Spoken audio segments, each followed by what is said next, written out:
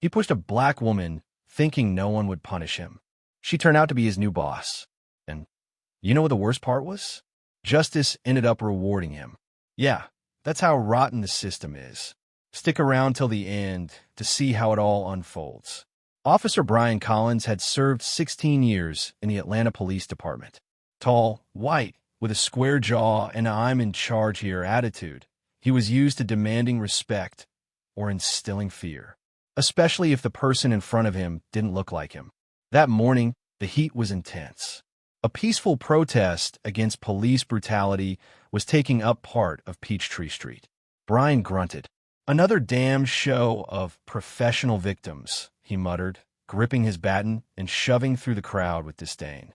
"Move, or I'll move you myself," he barked with authority. And then it happened. A woman, elegant black, her hair tied in braids, didn't move as quickly as he expected. She didn't shout. She didn't curse. She just looked at him with unwavering eyes.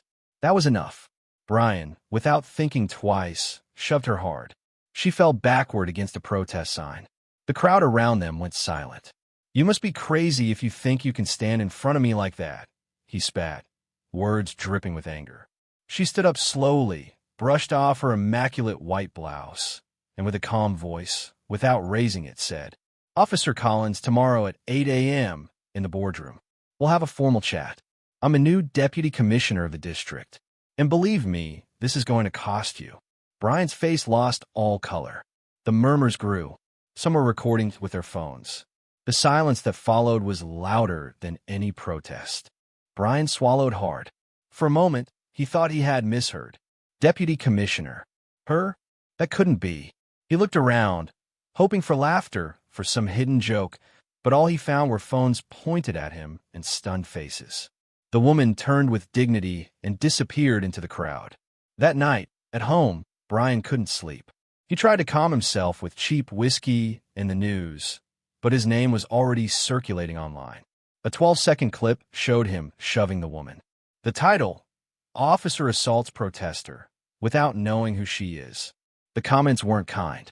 Some defended him, as always, but this time there were fewer of them. At 7:59 a.m. the next morning, Brian was in the boardroom, sweating despite the air conditioning. The door opened. She walked in. White blouse, navy blazer, hair tied back. Confident, powerful. And behind her, the commissioner himself.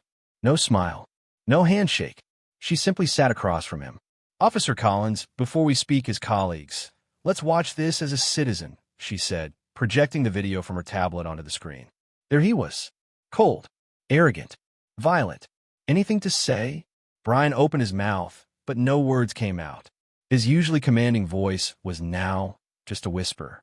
I didn't know who you were," he managed to say. "That's the problem, officer. It wasn't me you pushed.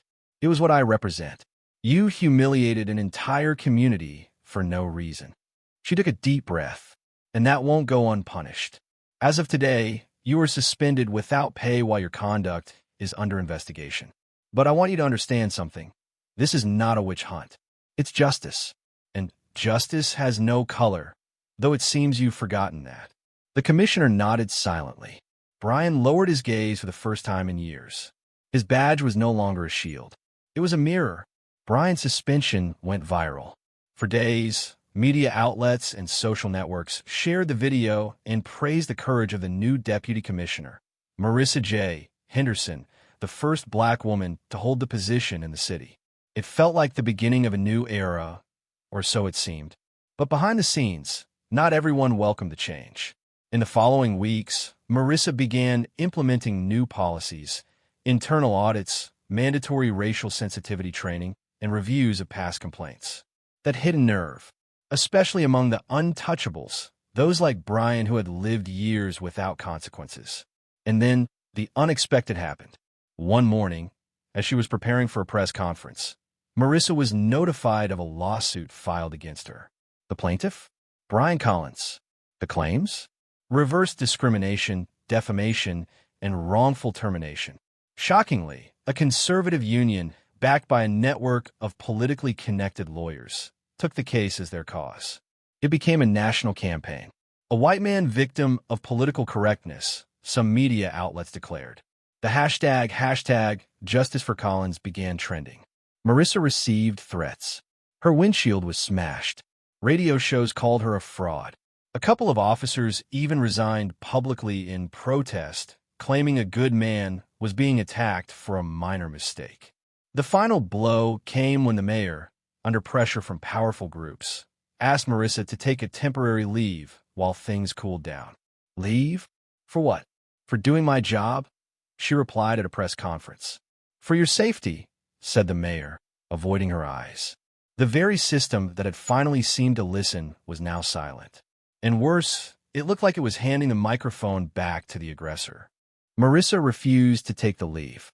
She knew that if she stepped away for her safety, she would never return. But she also knew the battle wasn't just legal, it was symbolic. The trial began with cameras at the entrance and divided signs, justice for all on one side, stop reverse racism on the other. In the courtroom, Brian portrayed himself as the victim. He had lost weight, looked more vulnerable, almost remorseful, as if he were a different man. His lawyer was a master manipulator. Officer Collins acted under pressure. He didn't know who Ms. Henderson was and was publicly attacked without a chance to defend himself. Isn't that also a form of violence?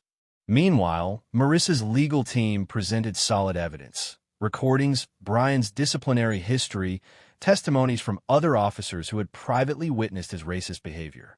But one by one, those witnesses backed out or simply didn't show up. The pressure was obvious. And then came the verdict. The jury, mostly white residents from the county, ruled in favor of Collins. The courtroom erupted. Shouts, boos. Marissa, silent, received the news with tightened lips. The judge ordered a compensation of $750,000 to Brian for damage to his reputation and recommended reinstatement to the department if he wished. Brian smiled in front of the cameras. I always trusted in the justice of this country, he said. The next day, Marissa's lead attorney resigned, citing threats to her family. Soon after, 2 key reform proposals were shelved due to lack of internal consensus. Marissa remained in her position, but every decision now passed through filters, reviews, and unnecessary meetings. Her power was symbolic. The system had won again. And Brian? He moved to Florida, gave interviews, published a book. I'm a Victim Too was the title. He became an influencer in far-right circles. And in every appearance, he repeated the same phrase. All of this happened because a woman with power tried to humiliate me in public. But thank God, there's still justice. The story closed, but the wound remained open. In the end, Marissa said these words with a knot in her throat. What hurts isn't that he pushed me or humiliated me. What hurts is that they rewarded him for doing it, as if I were worthless. It hurts that the system says justice and spits out impunity. What awaits those who don't have my title or my voice?